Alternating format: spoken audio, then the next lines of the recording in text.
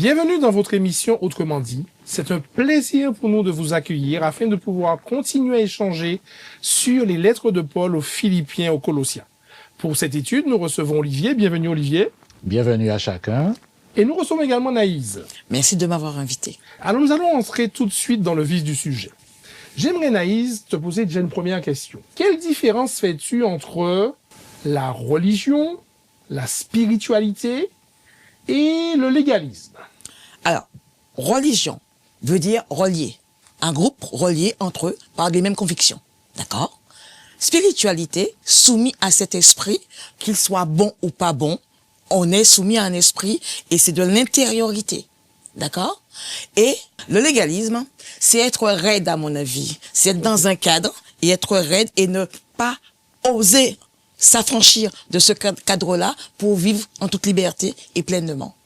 Très bien. Merci déjà pour ces éléments, Naïs. Olivier, est-ce que selon toi, une pratique religieuse peut devenir un obstacle ou un frein à notre spiritualité? Ah oui, tout à fait. On peut avoir certaines pratiques qui parfois ne se retrouvent même pas dans la Bible et qui peuvent devenir un frein. Un frein, absolument. Oui, c'est tout à fait possible. C'est tout à fait possible. Très bien. Merci en tout cas pour ces premiers éléments d'introduction. Nous allons maintenant aller un peu plus loin dans la réflexion et nous plonger au cœur du texte.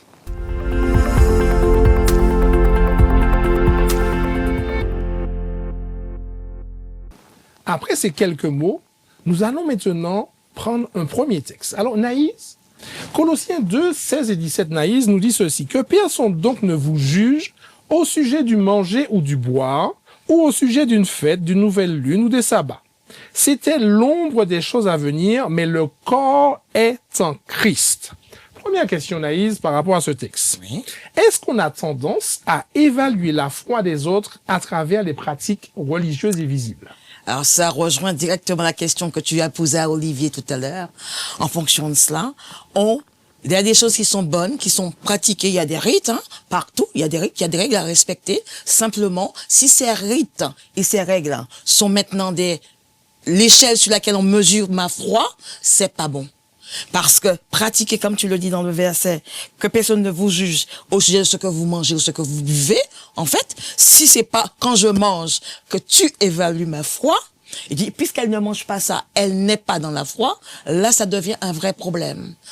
Très bien. Mais alors, Olivier, est-ce que juger la pratique de l'autre, c'est pas aussi une façon de se rassurer soi-même? C'est-à-dire que quand je vais voir que tu fais des choses que moi je ne fais pas, je me sens quand même supérieur, non?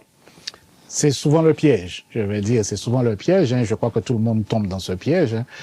Parce que, comme tu dis, on a souvent l'impression que, nous sommes dans un système, dans une religion, et ceux qui font différemment de moi, ils sont un peu plus... Je suis supérieur, supérieur. Alors que non, et le texte nous dit bien que tout est en Christ.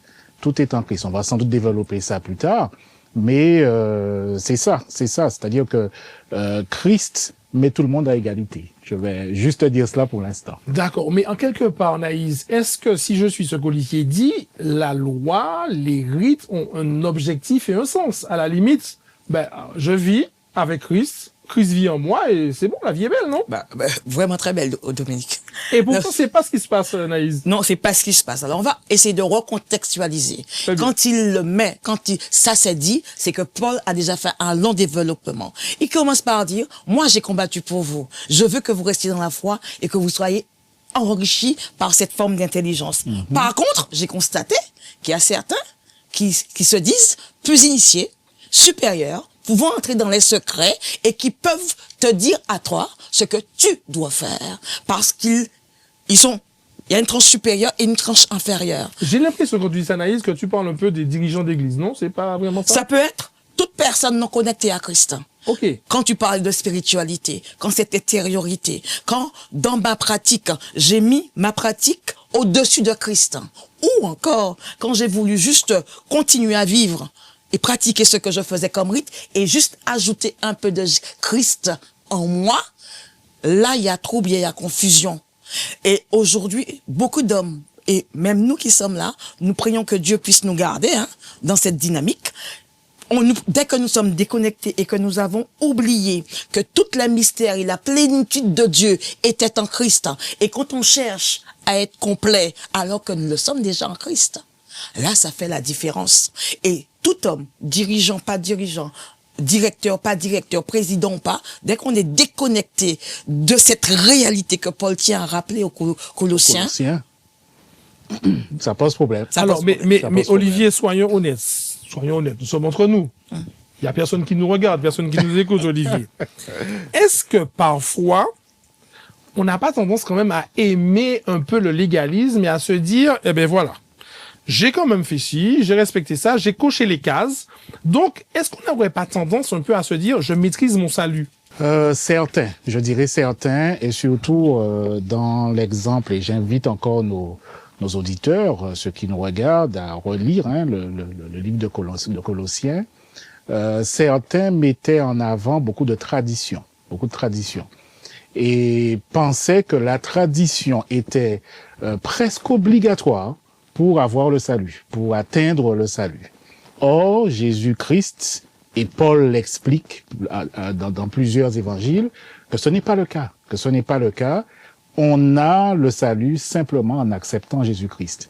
Et dans Colossiens, Paul explique justement que bien toutes ces traditions qu'ils ont ajoutées, parfois même, alors des traditions qui existaient depuis le peuple juif, eh bien, Christ est venu pour abolir tout cela. Oui, mais alors, attends, avant d'arriver à abolition, etc., Naïs, honnêtement, on a entendu qu'il y a un régime alimentaire pour certains à respecter, qu'il y a des lunes, qu'il y a des sabbats. Donc, ça veut dire que ça sert à rien, en fait. Si j'ai Christ en moi, y a-t-il une nécessité pour moi d'avoir un cadre, une loi à laquelle me conformer pour pouvoir cheminer vers le salut? Alors, Paul, c'est encore lui, il va dire la loi, elle est bonne, en fait. Parce qu'elle va me guider, m'éclairer pour que j'atteigne la tête. Le but, l'objectif, c'est Christ. Exact. Tout est l'aboutissement en Christ. Tout est en Christ. Et je peux comprendre l'homme que je suis aujourd'hui. J'ai besoin de cadre pour fonctionner. J'ai besoin de règles. Sur la route, si chacun faisait ce qu'il voulait, c'est bon que ça marcherait pas. La différence, c'est que je ne mettrai pas ce rite, ce cadre-là, gérer ma relation avec Christ. Et me dire, parce que manger bien, c'est une bonne chose. C'est un don que Dieu nous fait d'ailleurs, qu'on puisse manger bien, que le corps soit en forme. Tout le monde, je souhaiterais être en superbe santé. Absolument. Et faire des marathons s'il le faut. Mais si je me dis, c'est parce que je mange bien que je suis sauvé, ou que le salut est là, ou que Christ est réellement en moi, je me suis trompé moi-même. D'accord, mais si je continue le texte de Colossiens 2, versets 16 et 17, Naïs, je reste encore à te poser cette question. Oui. On parle d'ombre des choses à venir. Entre l'ombre et la réalité, est-ce que parfois, on pourrait dire que l'ombre ne reflète pas réellement la réalité? Alors, quand tu dis ombre, c'est mon prolongement. Donc ça va. Alors, imagine que je sois dans le soleil, mon ombre sera différent en fonction du temps. Mais moi, en réalité, la réalité que je suis reste la même. D'accord? Et dans cette ombre qui va venir, c'est juste pour nous guider, nous éclairer sur le chemin pour que nous percevions cette réalité quand elle serait là. C'est comme si tu étais dans le matin avec le soleil qui pointe. Tu n'as pas cette même luminosité, ni cette même clarté, cette même vision de la réalité. Donc, ça va m'emmener, Dominique, à Christ pour qu'il soit pleinement en moi. Le sabbat, cérémoniel ou pas cérémoniel, est un don que Dieu va me faire pour me dire que Christ est maître du sabbat. Et j'ai tout ça. Tout ce que le don du sabbat donne, je l'ai pleinement en Christ. Je rebondis sur le sabbat, ce sabbat dont tu parles. Oui. Olivier, aujourd'hui, par rapport à ce que Naïs disait sur l'ombre et la réalité, les sabbats, les lunes, le texte dit c'était de l'ombre des choses à venir, l'ombre de la réalité. Alors, est-ce que ces ombres-là sont des ombres qu'il faut oublier, qu'il faut respecter? Est-ce que ces ombres étaient données dans un système légaliste de lois particulières? Et est-ce qu'il y a une différenciation entre les lois des ombres et la loi de la réalité? Alors, il y a beaucoup d'éléments là, il y a vraiment beaucoup d'éléments. On va essayer de décortiquer tout cela, et tout en restant simple pour nos auditeurs. Dans la Bible, il y a les lois cérémonielles, qui, justement, Paul en parle dans ce texte-là. Il explique que ces lois cérémonielles que Dieu avait données au peuple d'Israël faisaient référence, justement, à Jésus-Christ qui allait venir sur terre. Donc ça veut dire que ces lois cérémonielles ne sont plus actualisées puisqu'il est déjà venu. Absolument, absolument. Les sabbats aussi alors. Alors, attention maintenant pour les sabbats. Alors, dans le texte biblique, on retrouve certaines fêtes qui étaient appelées des sabbats. Attends. Alors, en plus de cela, on a le sabbat qui a été donné à la création par Dieu lui-même pour le bonheur de l'homme. Donc, je reprends, pour que tout le monde soit bien clair sur cela. Nous avons premièrement le sabbat qui a été défini par Dieu, qui a été donné par Dieu pour notre bonheur. Et c'est jusqu'à présent. Donc ça, c'est le sabbat. Ça, c'est le sabbat. Okay. Et jusqu'à présent, nous invitons nos chers amis, nous, adventistes du 7e jour, nous respectons ce sabbat. Et nous invitons tous ceux qui le souhaitent à le respecter, parce que c'est quelque chose qui a été donné par Dieu pour tout le monde, dès la création. Mais après, il y a eu des lois cérémonielles qui ont été données à Israël, et certaines lois étaient aussi appelées des sabbats. Alors justement, dans le texte, et souvent, certaines personnes prennent ce texte-là pour dire que le sabbat à la création n'est plus, on n'a plus besoin de l'observer.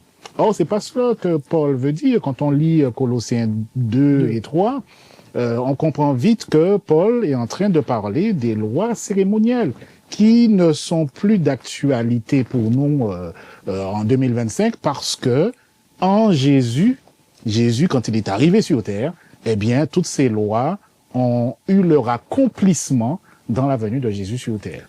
J'espère que j'ai été clair. C'était très clair, Olivier, mais ça me permet de poser une question à Naïs. Naïs, pourquoi Dieu abolirait-il, donc, a priori, d'après ce que dit Olivier, ces lois cérémonielles qui révèlent quand même son caractère moral, mais qu'il métiéderait une loi morale et accomplirait ce qui annonce le salut? Alors, comment je vais te prendre la question? Super. Donc, tu as parlé de la loi de la réalité et la loi des ombres. Une loi des ombres, quand la réalité est là, l'ombre disparaît. Nous sommes d'accord? Donc, quand le soleil m'éclaire, on voit plus... Il n'y a plus d'ombre. Quand le soleil, en tout cas, il y a son zénith sur ma tête, il n'y a plus d'ombre. Belle Donc, image. Et là, la délimitation est faite. Parce que la réalité surplombe ce qui est en cérémoniel. Les lois cérémonielles vont éclairer les hommes qui sortent des ténèbres, je vais dire, la noirceur, de l'obscurantisme, pour mettre des jalons sur leur chemin jusqu'à ce qu'ils arrivent à la réalité. Quand cette réalité pointe, elle va disparaître. Et Paul va leur rappeler. Il y a des hommes, les hommes de Colosse, ils ont accueilli Christ. Et Paul dit, j'ai combattu pour vous et je suis super content que vous soyez enrichis de tout cela. Mais il dit, j'ai constaté que parmi vous, il y a certains qui viennent et qui vous disent, goûtez ceci, ça c'est pas bon, ça faites-le, en y en rajoutant, en oubliant que la plénitude de la vie est déjà en Christ. Et Naïs, Paul parle de la circoncision, même, à un certain moment dans le texte. Mais parce qu'il va parler de circoncision, pourquoi? Parce qu'avant, ombre, circoncision physique.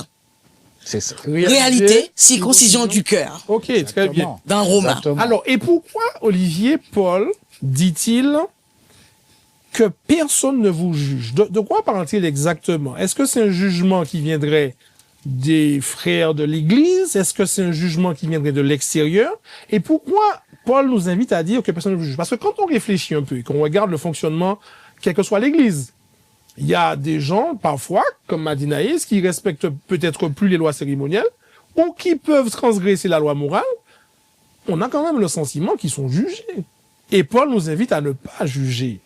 Alors, je crois que dans beaucoup de textes dans la Bible, on nous invite, c'est pas là seulement, dans beaucoup de textes dans la Bible, la Bible nous invite à ne pas juger notre prochain, tout simplement. Ça, c'est comment je vais dire ça, une loi, si je peux dire cela comme cela, un principe que tout le monde doit adopter. Donc ça veut dire que je suis libre de faire ce que je veux, puisque tu n'as pas à me juger, Olivier.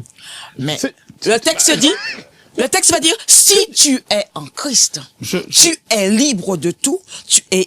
Paul va bien le dire. Tu peux citer le texte que tu nous donnes, Naïs, s'il te plaît? Alors, il disait, ayant été enseveli avec lui par le texte, baptême. le Alors, verset. c'est Colossiens, chapitre 2, verset 12. Ayant été enseveli avec lui par le baptême, vous êtes aussi ressuscités en lui et avec lui par la foi et en la puissance de Dieu qui l'a ressuscité.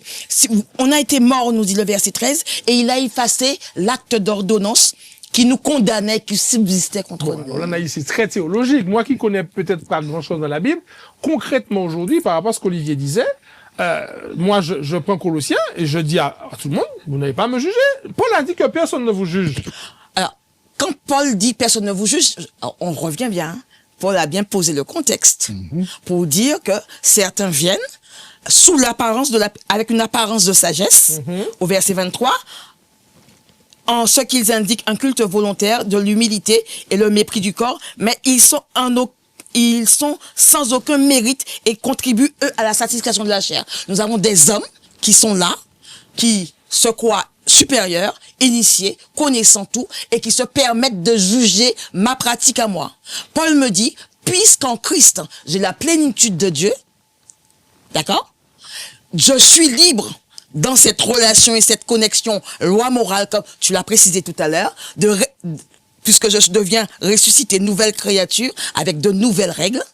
Donc, je suis libre en Christ, et c'est cette plénitude en Christ qui me permet de tenir, d'expérimenter, parce que là, quand il le dit, c'est pas le fait de dire que vous pouvez tout faire, vous êtes libre. On n'est plus libre. Paul l'avait rappelé, nous sommes esclaves de Christ. Alors, Olivier, bon, je pensais que j'étais libre, Naïs me dit maintenant que je suis esclave.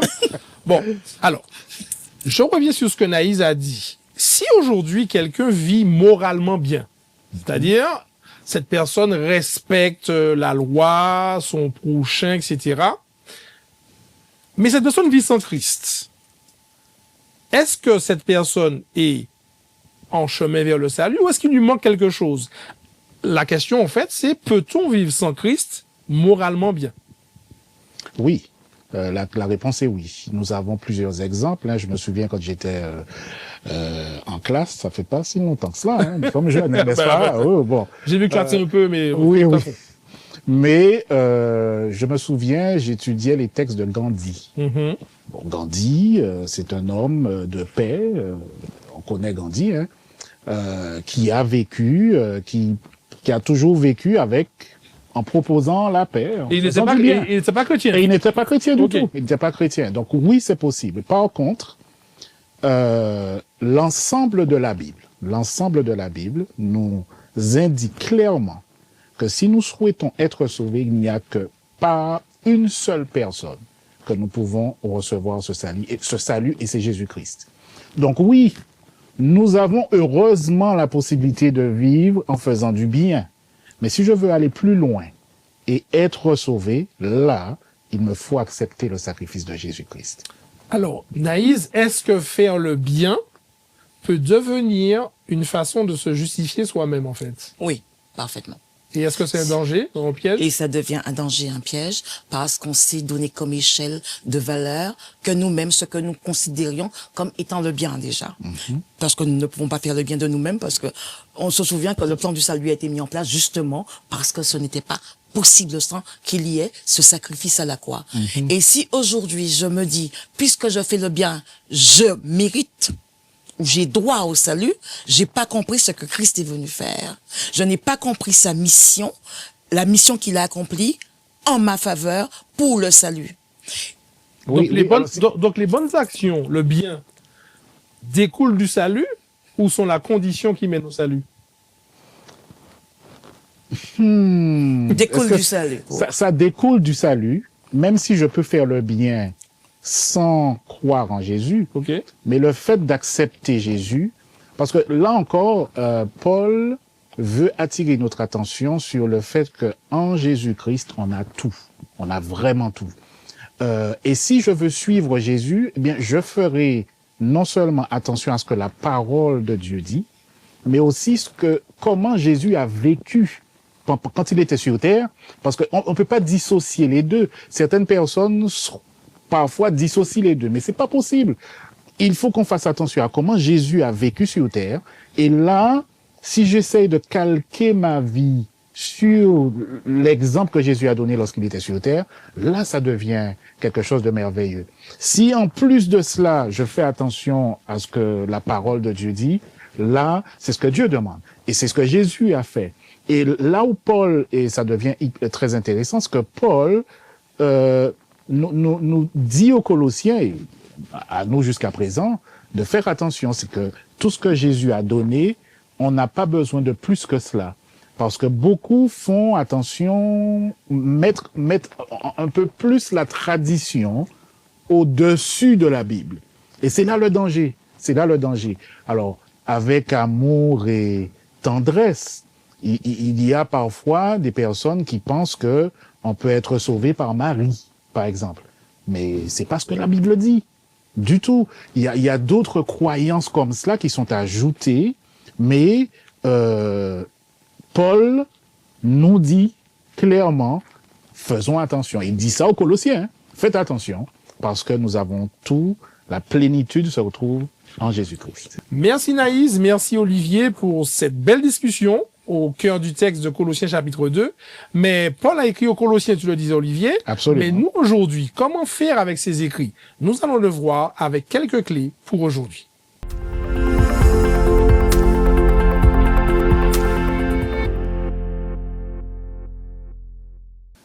Après avoir bien décortiqué ces quelques passages, Naïs et Olivier, la question est aujourd'hui, comment faire pour tirer de ces écrits de Paul aux Colossiens des clés qui vont nous permettre d'être libres, d'être heureux et de cheminer vers le salut. La première clé que je te propose, Naïs, est la suivante. Vivre une foi centrée sur Christ. Comment vérifier concrètement si Christ est au centre de ma foi ou si je l'ai remplacé par des règles ou une observation de la loi? Alors, comment je peux vérifier? Donc, ça voudrait dire que je suis consciente de ma manière de fonctionner. Ou je m'analyse, je me pose la question. C'est bien cela. Donc, je suis consciente de ma manière de fonctionner. Et à un moment, je vais dire stop. Je fais l'état des lieux. Où j'en suis? C'est la question. Est-ce que Christ gère ma vie ou pas? Donc, Olivier avait commencé à donner quelques éléments par rapport au plan du salut. Vérifier que ce plan de salut, et quand il va prendre le verset, vous avez tout pleinement en Christ, ce n'est plus. Et on disait bien qu'on était comblé en Christ. Ce vide, tout ce qui me manquerait, je vais le trouver en Christ. On a la parole, la Bible qui m'enseigne et qui me dirige.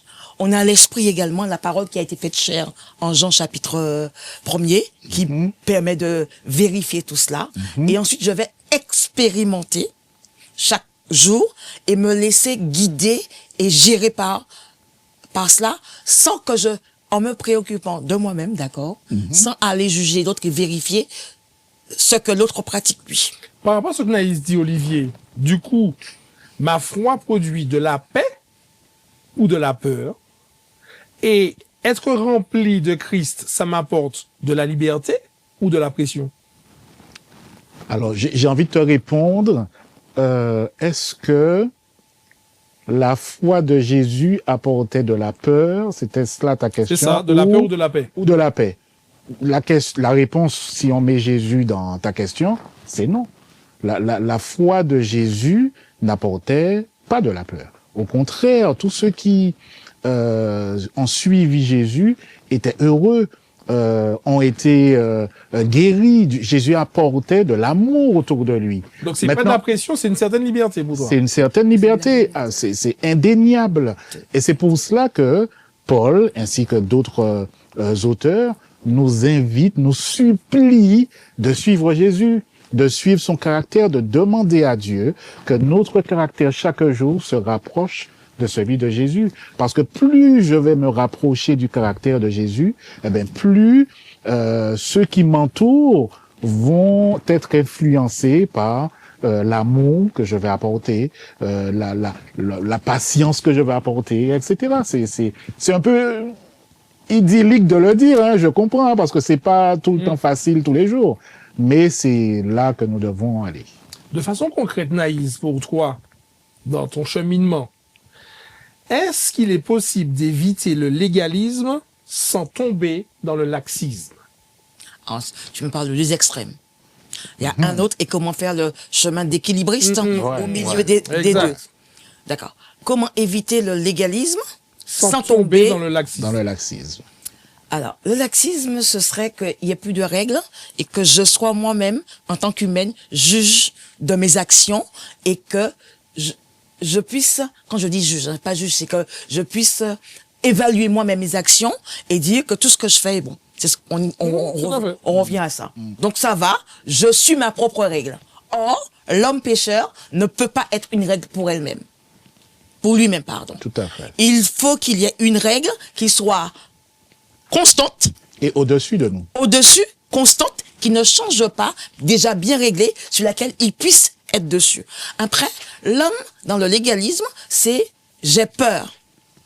Et ce que vous me proposez là aujourd'hui, si il faut que j'agisse de moi-même avec toute la liberté que j'ai, ça me fait encore plus peur. Donc si tu me donnes des règles, je saurai lesquelles respecter et ça va me dédouaner. Je ne vais plus être responsable en fait. Et ce légalisme là-dessus, parce qu'il n'apporte pas assez de souffle de vie comme dans un gâteau, où on met de l'air pour que le gâteau puisse monter. Ce gâteau-là va rester plat et va détruire. Donc le légalisme pourrait être une solution. Et on va le voir, Dominique, dans tout ce que, par exemple, les religions du Moyen-Orient nous proposent. C'est un cadre. Tu dois faire ça, tu dois te lever, 5 prières à telle heure. Voilà. Ça, ils sont contents. On n'a pas à réfléchir. Je ne suis plus cette personne qui soit libre. On dira que de ne pas tomber dans une des extrêmes nous permettra d'avoir une deuxième clé pour aujourd'hui. Dernière clé, Olivier, avoir la possibilité d'arriver à une obéissance qui a du sens. Olivier, dans ton parcours, tu l'as dit, tu es jeune, tu as encore de longues années. Dans ton parcours, à quel moment as-tu réalisé que tu aurais pu, ou que tu as pu, essayer d'être plus un bon chrétien que de faire confiance à Christ? Si ça t'est arrivé.